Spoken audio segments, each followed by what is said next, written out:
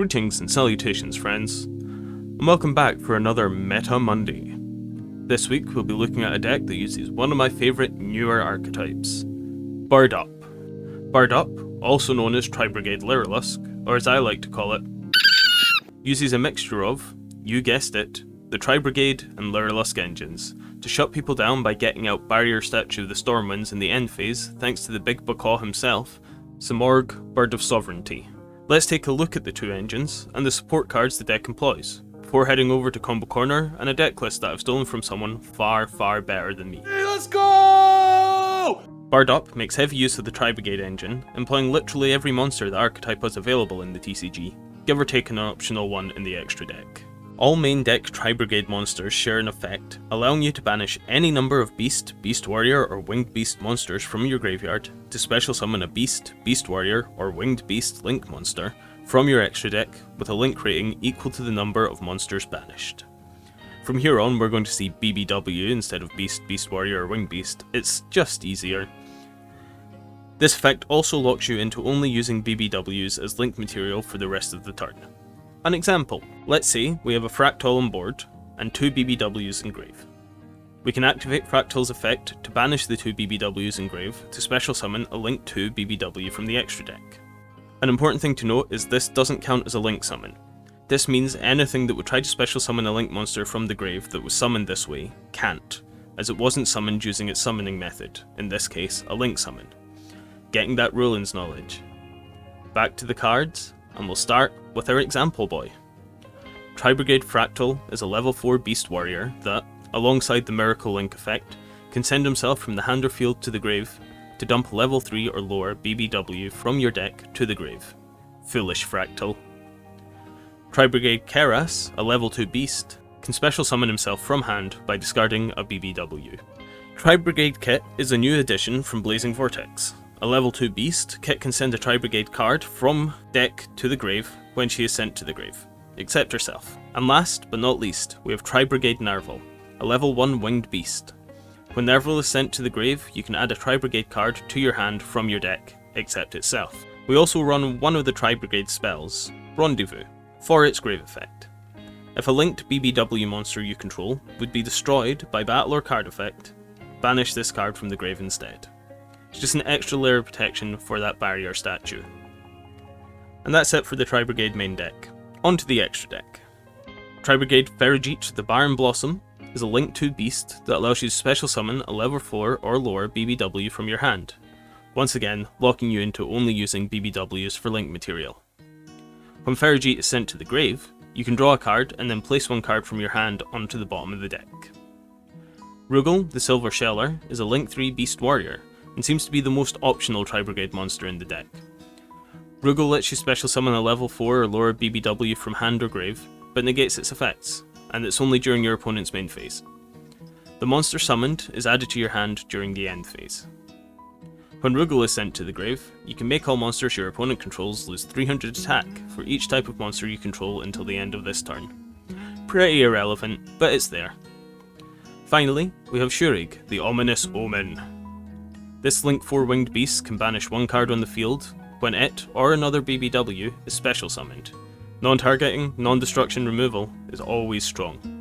If Shurig is sent to the graveyard, you can add a BBW from deck to hand, whose level is less than or equal to the number of your banished BBWs. And let's face it, going through the Tri-Brigade effects, you're going to probably have a lot of those. Also note that all the Tri-Brigade effects are once per turn. So, with the Tri-Brigades out of the way, let's move on to Lyriluscs. Bird Up also uses all but one of the Lyrilusc monsters, omitting the fusion monster because it, sucks. Main deck Weird Bird Girls first. Lyrilusc Turquoise Warbler can special summon herself from hand if you control no other monsters, and when she's special summoned from the hand, you can special summon a Lyrilusc monster from your hand or graveyard. Cobalt Sparrow can add a level 1 Winged Beast monster from your deck to your hand when she is special summoned. A Wind Xyz monster summoned using her can't be targeted by card effects. Finally, Blue Weird Bird Lady, Sapphire Swallow. Sapphire Swallow can special summon herself and another level 1 Winged Beast monster from your hand, as long as you control another Winged Beast monster. You always need to have another level 1 Winged Beast in hand to activate this effect. If a Wind Xyz monster is summoned using her as material, you can attach a Lyrilusc monster from your grave as material to that Xyz monster. Once more into the extra deck we go! Lyrilusc Recital Starling is a rank 1 Xyz that takes 2+ level 1 monsters. Recital Starling lets you detach a material to add a level 1 Winged Beast monster from your deck to your hand. Lyrilusc Assembled Nightingale is also a rank 1 Xyz requiring 2+ level 1 monsters. Nightingale gets 200 attack for each material attached to it, can attack directly, and can attack a number of times equal to the number of materials attached. So, if she has 2 materials attached, she will have 400 attack, can attack directly, and can attack twice. 800 damage. You probably know this card from Drytrons, and is a prime example of a Zeus enabler. She also has the effect to detach material so that all your Lyrilusc monsters can't be destroyed by battle or card effects, and you take no battle damage until the end of turn. And now it's on to the non-archetypal support that the deck uses and, well, quite frankly, abuses. Let's start with the big bacaw, Simorgh, Bird of Sovereignty. This Link 3 Winged Beast cannot be used as Link material. Simorgh and any Winged Beast monsters it points to can't be targeted by card effects. This part of its text that's on the screen now is irrelevant, as you aren't running any other Simorgh cards. The main reason you run Simorgh is the last part of its effect. During the end phase, you can special summon a Winged Beast from hand or deck with a level lower or equal to the number of unused spell trap zones on the field. The deck runs 2 main targets for this effect, Barrier Statue of the Stormwinds and Mist Valley Apex Avian.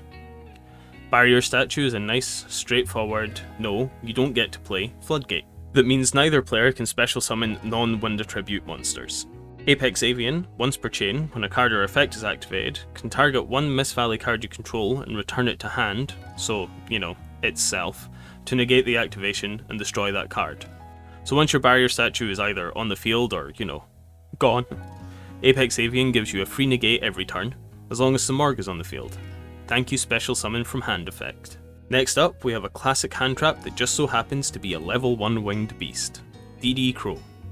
You should really all know what DD Crow does by now, but just in case you don't, you can discard this card to the grave, target one card in your opponent's grave, and banish it. Final main deck support is a card that was first released all the way back in 2008, Kinkabayo. This level 1 Beast Spirit lets you target and special summon a level 1 monster from your grave when it's normal summoned.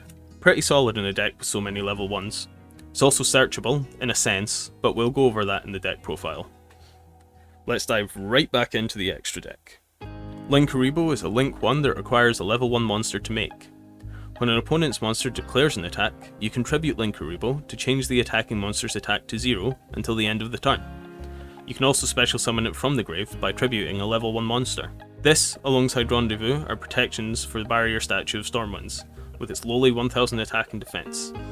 Stops the opponent from just being able to attack over the Barrier Statue with a normal summoned monster, keeping them under the lock. Next up, we have Ancient Warrior's Oath, Double Dragon Lords. This Link 2 Beast Warrior has to be cheated out by the Tri-Brigade effect, as it's impossible to meet its summoning conditions otherwise. There's a lot of text on this card, but only the end section matters. You can send one card from your hand or field to the graveyard, then target one face-up card your opponent controls, return it to the hand. A bounce that helps set up the graveyard in a deck that loves abusing the grave. It's pretty good. And for the final extra deck monster I want to go over, we have Fizvelgar, the Desperate Doom Eagle. This Link 3 Winged Beast is here to go for game. When your opponent has no monsters in their graveyard, it gains 2400 attack, boosting it to 4800. This sounds like a tall order, but if your opponent can't special summon thanks to Stormwind, they most likely only have one normal summoned monster on the field. When that gets destroyed, difficult to pronounce Eagly Boy has the answer in quick effect form. You can target one monster in your opponent's graveyard, shuffle it into the deck, making that attack boost live. I think that about covers the cards. Let's head over to Combo Corner. Combo Corner. So we're going to start with a combo that requires having a Fractal and a Turquoise Warbler in hand.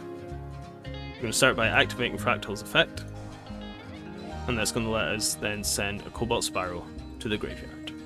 We're going to activate Warbler's effect to special summon herself, which is then going to let us special summon Cobalt Sparrow from the graveyard. And Cobalt Sparrow's effect is going to trigger to add a level 1 Winged Beast from deck to hand. So we're going to add Narwhal here.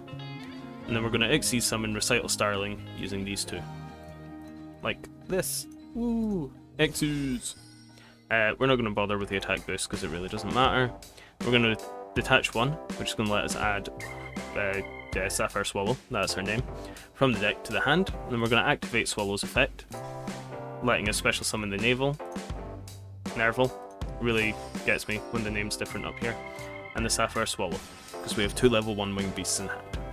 Here we're going to activate Nerval's effect to banish our entire graveyard, so these 2, to go into a link 2, in this case Verjeet, Barren Blossom. And then we're going to go into 4 material Appaloosa, because 4 monster negates is spicy. This is getting 2 trigger effects from Grave, so we're going to activate Nerval as Chainlink 1, and Barren Blossom as Chainlink 2, because it's going to protect the Nerval from things like Ash Blossom. So we'll draw a card, place it onto the bottom of the deck, and then we're going to add Tri-Brigade Kit to our hand. We're then going to normal summon Kit, because we haven't normal summoned yet, activate her effect, and banish 3 to go into the Big Bacaw. Just banish, fucking whatever. Samorg, Bird of Sovereignty, out you come. And then we're going to special summon Almiraj using the Kit. So that's a little bit of protection. Kit is also going to send Rendezvous when she goes to grave. So we have protection from Almiraj and from Rendezvous, and then we're going to go to the end phase. Samorg's going to trigger, and we're going to special summon Barrier Statue of the Stormwinds. So now our opponent can't special summon anything that's not a wind monster. We can protect this from destruction from card effects with Almiraj. We can also protect it from battle and destruction from card effects with Rendezvous. So 2 forms of protection for this Barrier Statue to keep them locked. 4 negates on the Appaloosa. It's a difficult board to break. Now I wanted to show you a slight variation on this, so let's go to that now. And chain the effect of sovereignty. Oh my god. So the combo is exactly the same up to this point, except from this time for some reason I activated the attack boost. So we've got the Barren Blossom, the Swallow, Nerval, and Recital Starling. So from here we're going to go into a 3 material Appaloosa using the Barren Blossom, the Nerval, and the Recital Starling. Not as spicy as a 4 material, but still good. We're going to get the 2 trigger effects again, and we're going to activate them exactly the same order, so Nerval Chainlink 1, Barren Blossom Chainlink 2. It's going to draw us a card which just goes to the bottom of the deck, and then we're going to add Kit. So the real difference here is before we normal summon Kit, we still have this level 1 on board, which means we can get a nice little Link Karibo out. Then we're going to normal summon Kit, activate our effect for a 3, get the Samorg, banish Recital Starling, Verjeet, and the Nerval. When the card name's different, it annoys me. Get out Samorg, link off the Kit into Almiraj, activate Kit's ability, effect, to send the Rendezvous, and then in the end phase, we're going to get out the Barrier Statue of the Stormwinds from the Samorg. And what this does, over the previous one, is we lose 1 negate and 800 attack on Appaloosa, but what we gain is an extra layer of protection in the battle phase with Link Karibo, so if they try to attack the Barrier Statue, we can just tribute Link Karibo and change that monster's attack to 0. So they're kept under the lock. We've still got 3 negates here, we've got protection from card effects in both Almiraj and Rendezvous, as well as Rendezvous giving an extra layer of protection against the battle step. It's pretty nice. I think I prefer this version, it just feels a little bit more robust, a little safer. And that's all we have time for today in Combo Corner, because it took me very, very long to put this together, because apparently I don't know when to activate effects. Let's head over to the deck profile. Okay, so here is our deck list. It's a slightly modified version of an updated deck list that Tetsun sent me. I'll upload both this and his list to Yu-Gi-Oh! Pro Deck, and the links will be in the description.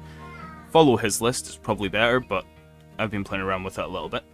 So for the Tri-Brigades, we have 2 Fractals and 2 Kits. Then we have the 3 Keras, the 3 Nerval. We then got the 1 Rendezvous for our protection, and the 3 Tenki, which is going to search out the Fractal. So that's why Fractal's only at 2, because we have the Tenkis in here, so essentially you're running 5 copies of Fractal. God man, Lyrilusc is a difficult word to say. For the Lyrilusc engine here, we're running 3 Turquoise Warbler because it can special summon itself from hand when you don't control any monsters. It's just a really good turn 1 play. 1 Cobalt Sparrow and 1 Sapphire Swallow. The reason we're only running 1 of each of these is we have plenty of ways to search them, and we'll go into those in a sec. We've also got the 2 DD Crow, the 1 King Caballo, and 3 Jack in the Hand. This card is a fantastic searcher in the deck. So you reveal 3 level 1 monsters with different names from your deck. Your opponent takes 1, you add 1 to your hand, and then you shuffle the 3rd into the deck. So generally you're going to be revealing like a Turquoise Warbler, a Nerval, and like a King Caballo, depending on what you need, obviously. Generally the opponent will take the Turquoise Warbler as it's a play starter for you, so you're left with your other choices to add to your hand. We've then got the 2 targets for Simorgh. We've got the Barrier Statue of the Stormwinds to lock them out, and the Apex Avian for the negate. Going into our hand traps of choice here, we've got the 3 Droll Lockbird, the 3 Ash Blossom, and the 3 Infinite Impermanences. I know a lot of people don't think Infinite Impermanence is very good in this current format, but it stops VFD, which was Tetsum's reason for running it, and I'll just stick with that. We've then got the 1 for 1, because we have so many level 1s that we can get out onto the field. The Foolish Burial, because we like to have stuff in the grave. And the 3 Pot of Prosperity. I was getting confused because the name's different again. I hate that. So yes, Pot of Prosperity. Fantastic reasoning for running this, once again thanks to Tetsum, is that you have a very different extra deck requirement on whether you're going first or second. In the extra deck, we have the 1 Karibo, which is our battle protection. I've swapped out the Rugal for an Almiraj here, just as that extra layer of protection. Rugal, I just never found myself going into him. We've got 2 Fergie of the Baron Blossom, 2 Shureg, the 1 Double Dragon Lords, 1 Harpy Conductor. This is largely to go into Simorgh if you need to do a hard link summon rather than using the Miracle Link Summon effect. So choose a Link 2 winged beast monster. So that plus any other monster is the big Baccaw himself, Simorgh Bird of Sovereignty. We've then got the Deshbit Doom Eagle to go for game, Appaloosa to set up the negates, the Recital Starling to search out our level 1 winged beasts, the Assembled Nightingale, Downward Magician are there to enable a big boy Zeus. So it'll be a Zeus with 4 materials so it can activate its effect twice. We've got this little spicy side tech here as well, Dark Simorgh. So while face up on the field, this card is also Wind Attribute. You can banish 1 Dark monster and 1 Wind monster from your graveyard, special summon this card from your hand. You can banish 1 Dark monster and 1 Wind monster from your hand, special summon this card from your graveyard, and your opponent cannot set any cards on the field. So the special summon effect's largely irrelevant as you will be bringing it out with Simorgh, but it's a great choice to go into against some of the less special summon reliant decks like Eldritch or Subterror, which just took the NA Invitational, the remote dual one. So yeah, Dark Simorgh's a spicy side tech. And that's all for Bird Up. If you enjoyed this look into the inner workings of this deck, subscribe to the channel. Breakdowns of the meta every Monday, so hit that notification bell so you don't fall behind. If there is a certain deck that you want me to cover, let me know in the comments. Until next time friends, Treeborn Frog, checking out.